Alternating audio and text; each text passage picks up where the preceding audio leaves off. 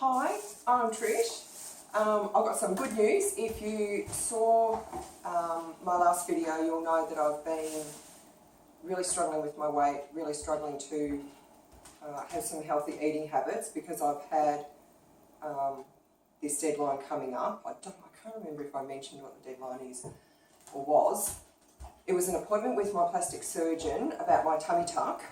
Medicare / the government is trying to get people off that public waiting list for the cosmetic surgeries.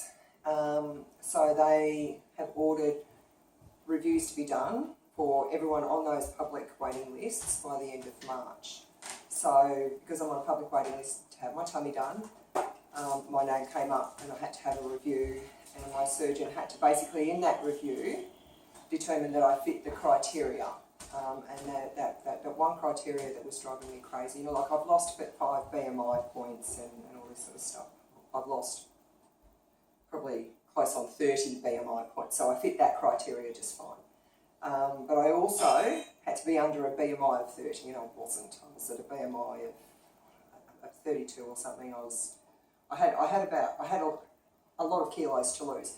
So the last 2 months, that's why I've been so, my eating has been so disordered, because I had some weight to lose to fit that criteria before I went in for the appointment, so that I would be able to stay on the waiting list to have the tummy tuck done. If I didn't and I failed that review, in effect, I would have been taken off that waiting list, and I could go back onto the waiting list, but I would go back to the start. And I've already waited almost 12 months on that list, so that time would have started over again, and I was losing my shit over it, because I can't go through this anymore. So I went along for my appointment today, and I passed. My weight was under that BMI of 30 threshold, and I was so sorry. My daughter just opened her bedroom window and it gave me a little bit of a fright. So I'm just so happy and relieved and over the moon, and now I can go back to some kind of semblance of normal eating, as normal as it can be when you've got a lap band. I don't, other than for about 4 days over the last 2 months, I've not had over 800 calories a day. A lot of those days, no more than 600 calories a day, and more days of those than I care to even try to think about, probably less than 400 calories a day. But, Medicare says your BMI must be under 30 to qualify for this surgery, so I did what I had to do after, having no fluid in my band for so long and essentially living without a lap band. Of course I gained weight. That's all gone now. I'm really, really annoyed, and my surgeon is as well, that the main consideration that Medicare takes into account in assessing whether I am fit enough for this surgery is that my BMI is under 30. Now, I'm 86 kilos today. That puts me at a BMI of 29 point something. I can't remember exactly what it was. Look at me. Look, and I'm not holding anything in. I'm not fat. Now, and if you've watched my videos before, you know that I don't mind being fat. I like being a little bit fat. At the moment, I don't consider myself to be fat at all. I've got the jiggly arms. That's not fat. That's all skin. That's what my actual arms are. I've got the loose skin on my legs, which makes them look bigger than what they are. Of course, all this, I'll show you, because it's about my loose skin. I've got all that tummy, all that, and that's skin. That's, there is fat in there, but unless I go crazy with the dieting, that's not going to go anywhere. So, but yeah, it annoys me that they look and they go, yeah, your BMI has to be under 30. They don't take into consideration how fit and strong and healthy I am. My blood pressure, and I had it checked yesterday, was 114/80. My blood sugar's fine, my cholesterol's fine. I had them rechecked yesterday, but I know they'll be fine, especially with how I've been eating lately. My blood sugar's probably going to be quite low.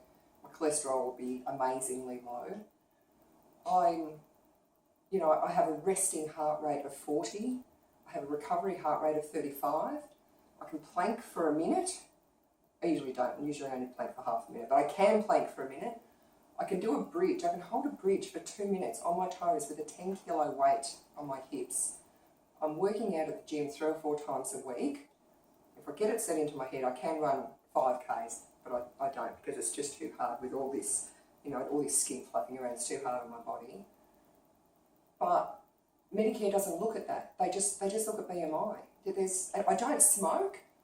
I hardly ever drink. I'm as healthy as I can be for my age. My main medical issues that hold me back is, depression and fibromyalgia and anxiety and like musculoskeletal issues.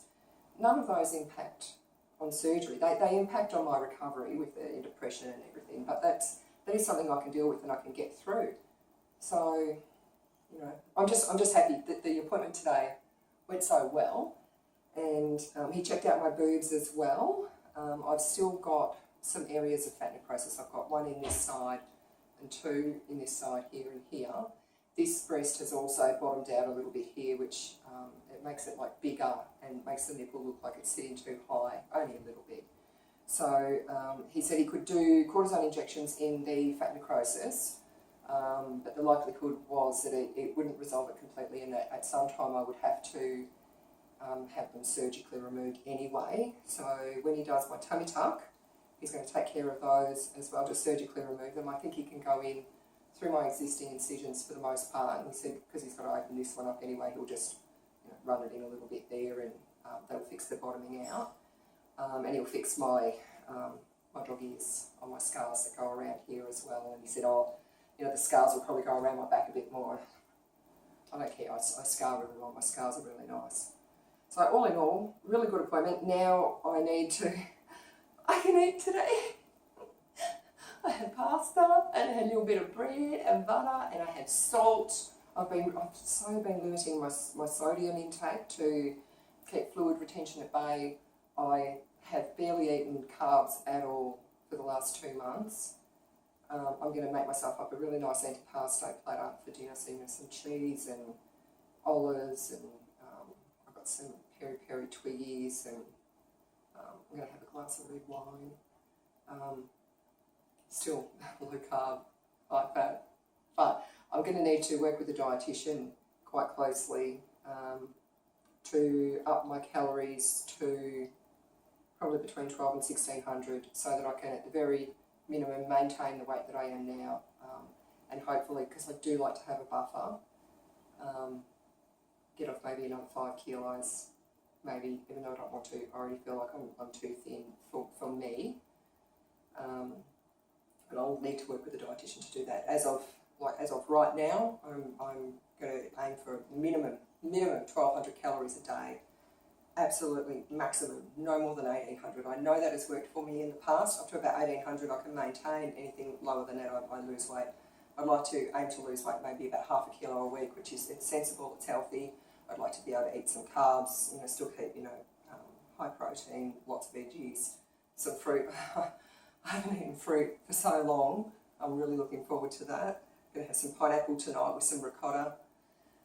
But yeah, do it healthy, get back to some healthy eating, and just get rid of this obsession that I've developed with just not eating carbs and no processed food, and watching my sodium and just watching every single thing I put into my mouth and keeping my calories really, really low, and not drinking coffee. And yeah, I want to a large degree just live like a normal person, and I know that I can't, and I know that even upping my calories to 1200 a day, at least for the next 3 or 4 weeks, is going to see my weight skyrocket, whereas normally that would see my weight go down, but because I've been restricting my calories to a very unhealthy level for so long, my body's just going to grab onto every single thing I put into it, and I'm just going to have to be prepared for my weight to go up again temporarily.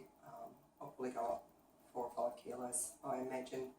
Mentally that'll be hard. That's just going to want to kick me straight back into that obsessing over every single thing I'm putting into my mouth. That's not healthy. I don't want to live like that. So maybe there's some kind of dietitian / psychologist that I can see to work on that, because I need to. I can't be living the way I lived for the last 2 months. So I've been having nightmares. I haven't been sleeping. I've been faint when I, get up out of the seat. It's just been terrible. So that's my aim now, to get back to some normal, healthy eating patterns. 3 small, healthy, protein-based meals a day with lots of veggies, a couple of serves of fruit a day, some dairy. I haven't had dairy for so long. And get my mind healthy as well. The only thing with the surgery is it still could be a couple of years away because of the waiting lists. But when I spoke to a lady at the hospital a few weeks ago, she said this review, that previously these cosmetic surgeries, they weren't reportable, which means basically that the hospitals could take as long as they wanted to do them. Now, because they're going to be reportable, they're going to get in trouble if they go too far over their the waiting list. There's different types for category 1, category 2, category 3, and if they're not done within that time, they can get into a lot of trouble. So that is one advantage, but I don't know where hospitals can pull resources out of their arse to get more of these surgeries done when these, plastic surgeons have got to deal with people who've got cancer and all this sort of thing that does take priority over people like me, even though it's a living hell to have this skin, and I don't even want to go into the troubles that it causes me that people don't even think about. But I get that. I'm not dying. I'm just very, very uncomfortable. So, yeah, I get that. And I think that was all. Only just going back to this BMI thing, and the government saying you've got to be under a BMI of 30. Now, I've gone from 170 kilos down to 86 kilos today, and I have been lower, but today 86 kilos and aiming for probably about 80, so I've got a bump up. I'm down 84 kilos from my highest weight. Now, that's amazing, but the way the government's doing it by saying your BMI has to be under 30, and for a lot of other people who have been, like imagine if there's someone out there who's 200, 220 kilos. Probably, if they can lose 100 kilos, that's amazing. But they're still going to be 110, 120 kilos. That is not a BMI of 30 unless you're 8 foot tall. Those people have lost 100, 110, 120 kilos, still not qualifying for this surgery. You saw my skin, and I've lost 84 kilos. My skin, believe it or not, is not too bad. I've seen people who've only lost 50 or 60 kilos, and their skin is just like leap years worse than mine, just so much worse than mine. Unless they make a BMI of 30, they're not going to qualify for this surgery, like ever. So they've done this amazing thing, lost 100, 110, 120 kilos. They're still not going to qualify for this surgery, and their skin is just shocking. Like my arms, I can never get them done. I'm never going to qualify to get them done unless I pay for it myself, and I'm on a disability pension. I can't. My legs are bad. Look at that, like whole handfuls of that skin. I won't even tell you the problems that causes. That'll never be able to be done. At the moment as it stands, if I wait long enough I can get my tummy done, I'll have to be happy with that, and I will be happy with that. So, I think that's all, because I'm just starting to ramble now, and I don't know when I'll update you again. Maybe not until about April. I'll do a 12-month update on my boobs and show you how I'm scarring up and everything, which is just amazingly. Or maybe I'll get a phone call from the hospital with a great big surprise and they'll say they can do my surgery in a month.